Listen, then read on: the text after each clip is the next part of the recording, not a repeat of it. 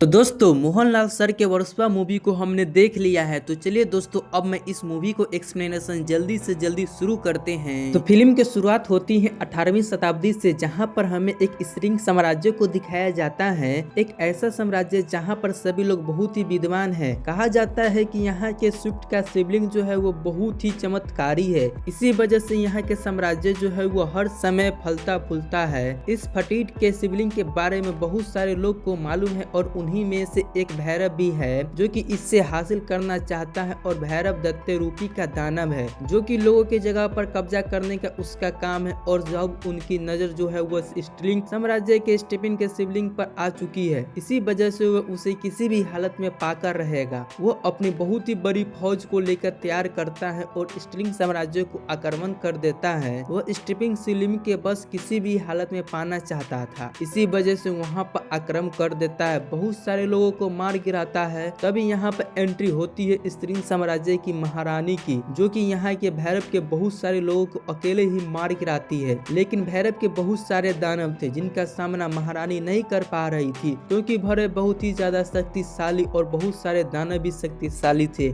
जिस वजह से यहाँ पे एंट्री होती है स्त्रीलिंग साम्राज्य की राजा, जिनका नाम है विजेंद्र फुर्प। जो राजा यहाँ के आते ही भैरव को बहुत सारे लोगों को अकेले ही मार गिराते हैं। हालांकि कि वो दानव थे, लेकिन राजा के पास भी बहुत सारे अनोखी शक्तियां हैं जिनका सामना यहाँ पर भैरव के लोग नहीं कर पा रहे थे। जिस वजह से वो भैरव इस जंग को हारने लगा था। मौका देखकर भैरव यहाँ से भागने की पूरा कोशिश करता है, लेकिन राजा उसके पीछे पड़ जाता है। और जब भैरव जंगलों के रास्ता में जा रहा था तो यहाँ पर राजा जो है वो भैरव के ऊपर 3 तीर छोड़ता है, जिनमें से 2 तीर तो भैरव को लग चुके थे, लेकिन उनमें से एक तीर जो छोटे बच्चे को लग जाता है, जिसकी तुरंत ही मौत हो जाती है। यह देखकर राजा हैरान रह चुका था, क्योंकि जाने अनजाने में उसने एक छोटे से बच्चे की जान ले ली थी। जिस बच्चे की जान गई थी उनकी माँ भी यहीं पर बैठी थी और उसमें से सब कुछ अपनी आंखों से देखा है। माँ बहुत ही ज्यादा रो रही थी, जिसमें से उसे बहुत ही ज्यादा गुस्सा भी आ रहा था। और फिर गुस्से में ही गुस्से उस बच्चे की माँ ने यहाँ राजा को श्राप दिया। उस बच्चे की माँ ने कहा, जिस तरह से मेरे बच्चे की जान गई है उसी तरह से तेरे भी बच्चे की जान जाएगी, और उस बच्चे की जान की जिम्मेदारी तू ही होगा। राजा से वो सब कुछ जाने अनजाने में हुआ था, लेकिन राजा ने गलती तो की थी। अब आगे हम देखते हैं कि कुछ महीने बाद रानी प्रेग्नेंट थी और उस समय आ गया था जब रानी की डिलीवरी होने वाली थी। और फिर यहाँ पर रानी एक लड़के को जन्म देती है। बच्चे को जन्म हुआ तो राजा बहुत ही खुश हुआ था, लेकिन राजा को बच्चे से मिलने नहीं दिया गया था, क्योंकि बच्चा जो है वो बहुत ही अद्भुत बहुत दूर पैदा हुआ है। अगर ऐसे ही राजा उससे मिलेगा तो राजा समेत पूरी फैमिली पर जान का खतरा हो सकता है।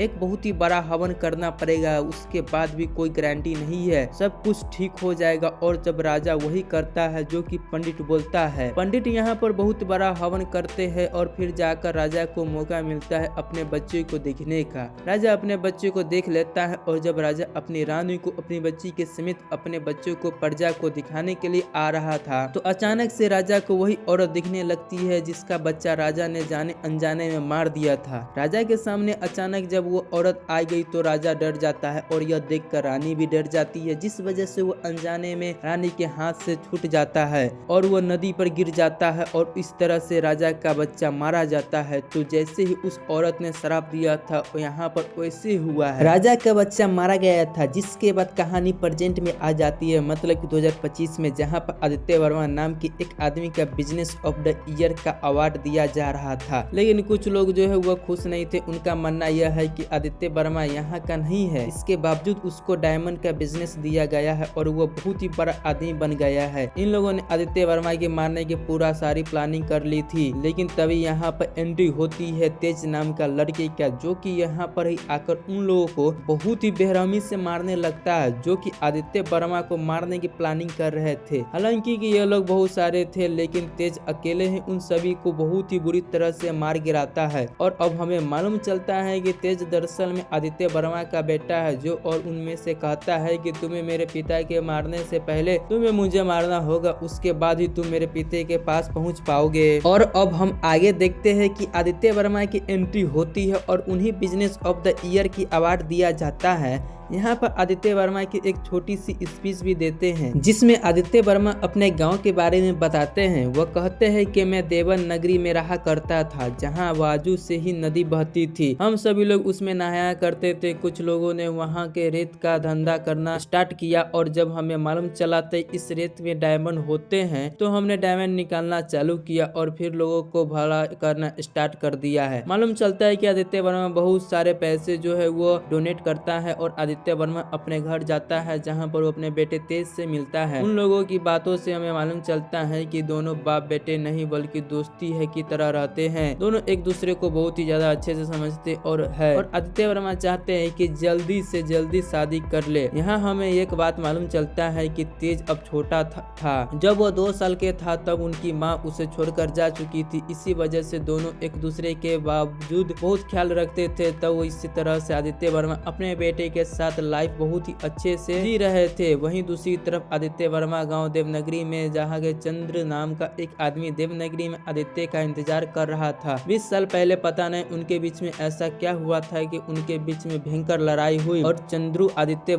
का बस इंतजार कर रहा है कि अब आदित्य गांव आएगा और उसे मार सकेगा। आगे हम देखते हैं कि जब आदित्य सो रहा था तो अचानक से उसे सपने आते हैं जो कि उसे बहुत डराते हैं। यह सारे सपने राजा महाराजा वाले थे 18वीं शताब्दी की और ऐसी कहानी पहली बार नहीं था। जब आदित्य को वो सपने आए थे तो ऐसे सपने को हमेशा आते रहते थे, लेकिन अब हद हो रही थी, जिस वजह से तेज को कुछ न कुछ तो करना ही था। इसीलिए तेज अपने पर्सनल डॉक्टर से मिलाने के लिए जाता है, जहाँ वह आदित्य के बारे में मतलब कि अपने पिता के बारे में सब कुछ बताता है। डॉक्टर को भी आदि के बारे में सब कुछ पता है, लेकिन उन्हें समझ नहीं आ रहा था कि आखिरकार सारी रिपोर्ट नॉर्मल होने के बाद भी आदि को क्या प्रॉब्लम हो रही है। अब डॉक्टर तेज से मुलाकात करके दामिनी नाम की एक लड़की से करवाता है। मालूम चलता है कि दामिनी दरअसल में साइकोलॉजी का डॉक्टर है और वो बहुत सारे ज्यादा एक्सपर्ट भी है, जिस वजह से वह यहाँ पर दामिनी को भी आदि की प्रॉब्लम को सॉल्व करना था। इस वजह से दामिनी को तेज काफी अच्छे दोस्त बन जाते हैं। तेज अपने पिता के बारे में दामिनी को सब कुछ बता देते हैं, जिसके बाद वो लोग एक बड़े डॉक्टर के पास जाते हैं, मिश्रा जी के पास। मिश्रा जी को तेज ने अपने पिता की सारी प्रॉब्लम के बारे में बता दिया था। उसने बताया कि सारी रिपोर्ट नॉर्मल है, फिर भी पिताजी को रात को उन्हें अचानक से बुरे बुरे सपने आते हैं। मिश्रा जी बताते हैं कि कभी कभी विज्ञान के पास भी जवाब नहीं होते हैं, इसीलिए हमें बहुत पीछे जाना पड़ता है। हो सके तो तुम मेरी बात पर भरोसा नहीं करोगे, क्योंकि अब मैं तुम्हें प्रोनमी शक्तियों के बारे में कुछ बताना चाहता हूँ। मैं यहाँ तुम्हें तंत्र मंत्र के बारे में बताना तो चाहता हूँ, लेकिन तुम मेरी बात पर भरोसा नहीं करोगे, इसीलिए तुम्हें रुद्र बाबा के पास जाना पड़ेगा, वहीं तुम्हें सारी चीजें बताएंगे। यह बातें सुनने के बाद यहाँ दामिनी और तेज तुरंत ही रुद्र बाबा के पास पहुँच जाते हैं। जब रुद्र बाबा वह सारी चीजें बता रहे थे तो उनमें से पहले रुद्र बाबा ने उसने कहा दिया था कि तुम यहाँ पर हाथी घोड़े राजा महाराजा की बात करने के लिए आए हो और तुम इनके पीछे भागोगे तो तुम एक सवाल बनकर रह जाओगे। जो चीज तुम खोज रहे हो वह सारे चीजों एक दिन तुम्हें सब सामने ही अपने आप आ जाएगा। तो रुद्र बाबा ने उसने पुनर्जन्म की बातें कही थी और अब इसी बारे में दामिनी और तेज डिस्कस करते हैं और अब तो उनके बीच में अच्छी खासी दोस्ती भी हो चुके थे। यहाँ तेज और उन्हें दामिनी को बहुत ही अच्छे से पसंद करने लगा था। कहीं न कहीं दामिनी भी उसे पसंद करने लगी थी। तेज ने तो अपने पिता को भी यह बता दी थी कि उसने दामिनी के नाम लड़की से प्यार भी करता है और उसी से शादी करेगा और जल्द से जल्द वह उसे घर भी लेकर आएगा। लेकिन तेज से थोड़ी जल्दबाजी कर रहे थे, क्योंकि अभी उन्हें एक दूसरे को समझना बहुत ही ज्यादा टाइम नहीं था। लेकिन फिर भी तेज ने उसे अपने दिल की बात बता दी थी। इसी वजह से दामिनी गुस्सा हो जाती है और वो अपने रास्ते चली जाती है। लेकिन तेज को उससे प्यार करने लगा था। घर पहुंचने के बाद यहाँ आदि ने उससे पूछा था क्या हुआ, उस लड़की तुम्हें साथ नहीं है। तेज ने बताया कि शायद उसने जल्दबाजी कर दी है और शायद अब वो उसे छोड़कर भी जा चुकी है। आदि कहता है कि इस तरह से प्यार में नहीं हार नहीं मानना चाहिए, चाहे कुछ भी हो जाए। लेकिन तेज को वो ऐसा ही लग रहा था, शायद आगे कुछ भी नहीं होने वाला है। अब जब आदि अपने कमरे में जाते हैं तो यहाँ पर आदि का नौकर तेज से कुछ बातें बताते हैं। वह कहते हैं कि तुम्हारे पिता और चालू लता नाम की एक लड़की दूसरे से बहुत ही ज्यादा प्यार किया करते थे। जब चालू लता और आदि को शादी होने वाली थी तो तभी दूसरी माँ ने जहर खा लिया। तब चालू लता को अपने प्यार सेक्रीफाइस करना पड़ा ताकि तुम्हारी माँ जिंदा रहे। उसने कहा अगर हम दोनों शादी न कर लेंगे तो वो लड़की मारी जाएगी, इसीलिए तुम उस लड़की के साथ रहो। और वो तेज को यह भी बताते हैं कि चालू लता अभी भी देवनगरी में ही रहती है। यह सुनकर तेज को बहुत ही अजीब सा लग जाता है। तो अब तेज वापस से दामिनी के पास आता है और उससे माफी मांगता है। दामिनी भी उसे माफ कर देती है और कहती है कि तुमने जो कहा वह गलत नहीं कहा, लेकिन अब हम जल्दबाजी नहीं करेंगे। अब तेज और दामिनी फिर से साथ हो जाते हैं और वह जाते हैं देवनगरी घूमने के लिए। और जब देवनगरी के एक मंदिर में कदम रखा तो वहाँ के उसे भगवान शिव मूर्ति दिखाई दी और अचानक से तेज को भी राजा महाराजा वही सारी चीजों याद आने लगती है और यह देखकर हुए तेज बेहोश हो गिर जाता है। तब तेज बेहोश हुआ तो यह बात आदि को भी मालूम चल चुकी थी। देवनगरी में ही आदि के बहुत सारे दोस्त रहते हैं तो तेज उन्हीं घर पर मौजूद था। लेकिन तभी हम देखते हैं कि चंद्रू के लोग भी यहाँ पर आ पहुँचे चुके थे। चंद्रू ने फिलहाल में जेल में है, लेकिन उसने सभी लोगों को यहाँ पर आ चुके थे यहाँ तेज को मारने के लिए। तो यहाँ के तेज को भी होश आ चुका था और वो अकेला ही उन लोगों को मारने जा रहा था। लेकिन यहाँ चंद्रू के लोग बहुत सारे थे, जिस वजह से तेज अकेला सामना नहीं कर पा रहे थे। और फिर यहाँ एंट्री होती है आदि की और फिर बाप बेटे मिलकर चंद्रू लोगों को चटनी बना देते हैं। अब सभी लोग यहाँ से भाग जाते हैं। फिर आखिर में हम देखते हैं कि सब कुछ ठीक हो गया था। तो अचानक से तेज को चाकू लेकर आदि के पीठ में घुसा देता है। तेज अचानक से आदि के ऊपर जानलेवा हमला करने लगता है। आदि को भी यह बात समझ नहीं आ रहा था कि अब तक तो चालुलू लता भी यहाँ पर आ चुकी है। अब आदि को तेज दोनों हॉस्पिटल में थे। सभी लोग ऐसा लग रहा था कि शायद तेज जो है वो पागल हो गया है। तब दामिनी ने यहाँ आदि को बताता है कि यह सब क्या हो रहा है, इसका सिर्फ एक ही इंसान जवाब दे सकता है और वो है रुद्रा बाबा। यहाँ पर दामिनी ने आदि को पुनर्जन्म के बारे में बता दिया था कि रुद्रा बाबा आपके पुनर्जन्म के बारे में जानता है, इसी वजह से आपको एक बार तो रुद्रा बाबा से मिलना ही चाहिए। यह सुनकर आदि को ऐसा लग गया कि एक बार तो उनसे मिलना ही चाहिए। वह तुरंत ही रुद्रा बाबा के पास चले गए, जहाँ आदि के साथ दामिनी और जालूस लता भी आ गई थी। रुद्रा बाबा से जब वो मिले तब रुद्रा बाबा ने बताया कि अब जो तुम्हें बताने जा रहा हूँ उस पर भरोसा करना भी मुश्किल है, लेकिन ये सारे चीजें अब तुम्हें भी दिखाई देंगे। सपने में जो तुम्हें सारे राजा महाराजा घोड़े हाथी दिखाई देते थे वो सारी चीजें अब एक दूसरे से कनेक्टेड है और अब इन सारे चीजों से तुम्हारा बेटा तेज भी कनेक्टेड हो चुका है। तो कहानी पहुँचती है फिर से 18वीं शताब्दी में, जहाँ 15 नाम से गाँव का एक कुछ लोग हमला कर देते हैं। लेकिन यहाँ पर हाईग्रीव नाम का एक योद्धा था जो कि अकेले ही उन सभी लोगों को मार गिराता है। मालूम चलता है कि हाईग्रीव बहुत ही शक्तिशाली है। हाईग्रीव ने उन सभी लोगों को मार गिराता था, लेकिन उनके गांव में कुछ और भी प्रॉब्लम है। उनके गांव में एक ऐसी महामारी फैल रही है जिस वजह से गांव के बहुत सारे लोग मारे जा रहे हैं और बहुत सारे लोग कमजोर हो रहे हैं। इसी वजह से ये उल्टे सीधे लोग जो है वो उनके गाँव पर हमला कर रहे हैं और इस गाँव का मुखिया है गरीब का पिता। गरीब कुछ भी नहीं कर पा रहा है कि तभी यहाँ पर एक बंजारा आता है और वो बताता है कि मैंने पूरी दुनिया देखी है और बहुत सारे जगह पर घूमने के बाद मुझे पता चला है कि यहाँ एक महामारी फैल रही है। तब वो स्त्रीलिंग साम्राज्य के बारे में बताता है। वह बताता है कि स्त्रीलिंग साम्राज्य की एक ऐसा शिवलिंग है कि शिवलिंग है, उसे देखकर ही सबकी समस्या पल भर में दूर हो जाती है। अगर शिवलिंग की शिवलिंग इस गाँव में आ जाए तो यह महामारी आराम से दूर हो सकती है। लेकिन गाँव के मुखिया गरीब ने मना कर दिया था, जबकि हाईग्रीव का मानना यह है कि हमें उस शिवलिंग को यहाँ लाना चाहिए। लेकिन अपने पिता ने मना कर दिया तो इसीलिए वह कुछ नहीं कर पा सकते हैं। लेकिन गांव के लोग मर रहे थे और हाईग्रीव को यह देखा नहीं जाता है, इसीलिए वो उस बंजारे के साथ स्त्रीलिंग साम्राज्य की तरफ निकल पड़ता है। स्त्रीलिंग साम्राज्य के बारे में बंजारा हाईग्रीव को कुछ बताता है। वो बताता है कि स्त्रीलिंग साम्राज्य का हर एक इंसान बहुत ही शक्तिशाली है और वहाँ के हर इंसान जो है वो विद्वान होते। अगर तुम्हें वो शिवलिंग चाहिए तो उन्हें डायरेक्ट राजा के बात करनी होगी। तब वो स्त्रीलिंग साम्राज्य में राजा अपनी रानी के साथ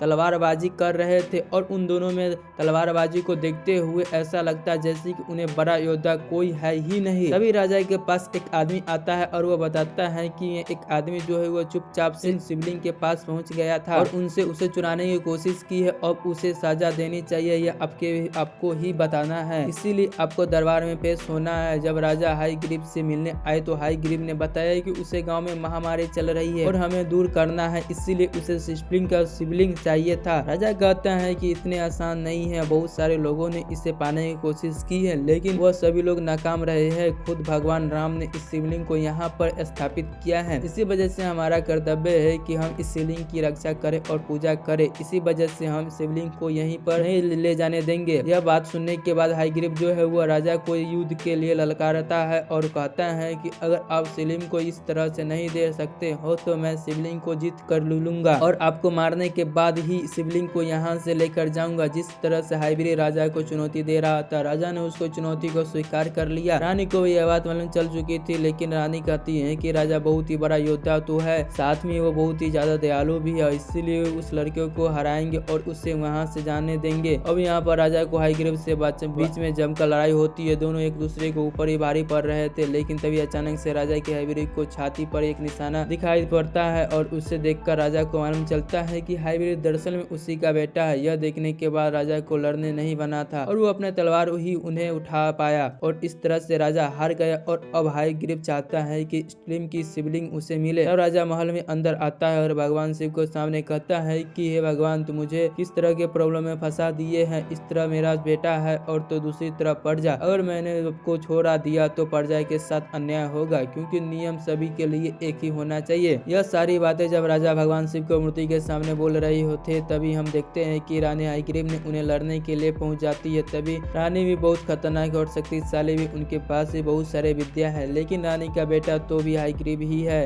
ना। यहाँ पर उन दोनों के बीच में बहुत ही जमकर फाइट होती है, तो लेकिन आखिर में हाईग्रीव ने रानी को मार डालता है, उनके गर्दन को अलग कर दिया था। और तभी हम देखते हैं कि हाईग्रीव के पिता गरीब भी यहाँ पर आ पहुंचे थे और राजा ने ही यहाँ रानी को मारते हुए देख लिया था। बस कुछ ही नहीं कर सकते, क्योंकि राजा को मालूम है कि यह सब उनके बेटे ने ही किया है। लेकिन यह देखकर सभी लोग हैरान रह चुके थे और गरीब जब यहाँ पर पहुंचा तो उसकी हाईब्रिड को बताया कि तूने बहुत ही बड़ी गलती कर दी, क्योंकि हाल ही में मैंने तुम्हें जिसको मारा हुआ कोई और नहीं बल्कि तेरी असली माँ थी और राजा तेरे असली पिता है। लेकिन यह बात तो राजा को भी नहीं मालूम थी और अब गरीब यहाँ पर सारी चीजों बताता है और कहता है कि रानी को भी यहाँ बात मालूम चल चुकी थी कि राजा ने जाने अनजाने में एक लड़के को मार दिया है और उनके माँ ने राजा को श्राप दिया है, इसी तरह से तुम्हारा बेटा भी मारा जाएगा और उनका जिम्मेदार तुम ही होंगे। तब रानी समझ चुकी थी अगर उसका बेटा यहाँ रहा तो अनजाने में राजा को हाथ उठना बेटा मारा जाएगा। इसीलिए उन्होंने अपने सेनापति को कहा, जिनका नाम गरीब है, उन्होंने गरीब से कहा कि तुम मेरे बेटे को इतना दूर ले जाना जिनकी परछाई भी मुस्लिम साम्राज्य के आसपास भी न पड़े, तब जाकर उनका बेटा सुरक्षित रह पाएगा। तब गरीब ने ही बड़ी ही चालाकी से राजा के बेटे को बचाया और उसे अपने साथ लेकर गया। तब गरीब ने यह सारी चीजों बताई जो कि हाईग्रीव की आंखों से आंसू बहने लगे। राजा को भी बहुत ही ज्यादा अफसोस हो रहा था। यहाँ पर हाईग्रीव कहता है कि राजा की वजह से मेरी माँ मारी गई और अब लड़ाई हार गए हैं। अब आपके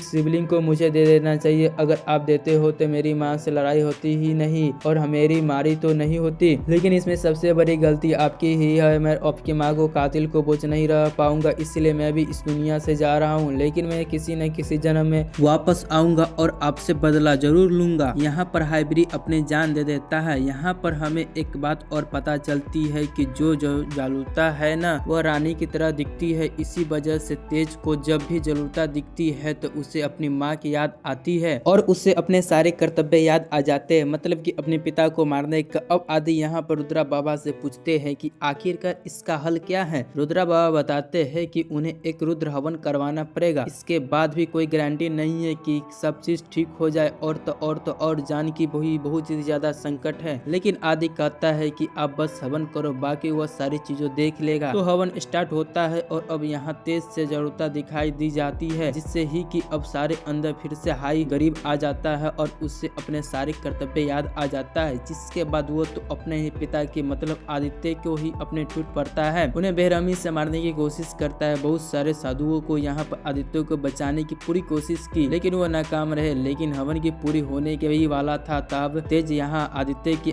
मारने की भी वाला होता है। तभी हम देखते हैं कि आदित्य तो भगवान शिव की मूर्ति को सामने पड़ रहा था कि वह कहता है कि मुझे उस वक्त तो जो भी कुछ हुआ था वह जाने अनजाने में हुआ था। मैंने उस बच्चे को मारने के बारे में बिल्कुल भी नहीं सोचा था, इसीलिए मुझे माफ कर दो और मेरे बेटे के अंदर हाईग्रीव निकाल दो। तब भगवान शिव ने उनकी बातों सुन ली और उसे श्राप से मुक्त कर दिया, जिसके बाद हमारा तेज पूरी तरह से ठीक हो गया क्योंकि तेज ने जब आंखों बंद की तो उनकी आंखों के सामने रानी आई थी। उन्होंने कहा कि इससे तुम्हारा पिता की कोई भी गलती नहीं है, तुम उन्हें माफ कर दो और अपनी लाइफ में आगे बढ़ो। तो अब तेज बिल्कुल भी ठीक हो गया और तभी हम देखते हैं कि चंद्रू जो जेल में था वो छूट गया था और अब क्योंकि देवनगरी में थे इसीलिए चंद्रू अपने बहुत सारे लोगों के साथ पहुंच जाता है और हवस के पास। लेकिन यहाँ पर अब सब कुछ ठीक हो चुका था। आदि कहता है कि जब मैं अपने बेटे को पुनर्जन्म में प्रॉब्लम में वापस ला सकता हूँ तो यह तो फिर भी एक छोटी प्रॉब्लम है। यह पर आदि जो है उन लोगों पर भी बहुत ही बेरहमी से मारता है, लेकिन वो उन्हें मार नहीं डालता है बल्कि उन्हें छोड़ देता है। तो इस तरह से आदि ने अपने बेटे को देश से वापस ला पाया और इसी तरह से फिल्म यहाँ पर समाप्त हो जाती है। तो दोस्तों आपको ये मूवी कैसा लगा आप हमें जरूर कमेंट करके बता दीजिएगा और हाँ, इस चैनल को सब्सक्राइब करना नहीं भूलिएगा। जय हिंद, जय भारत।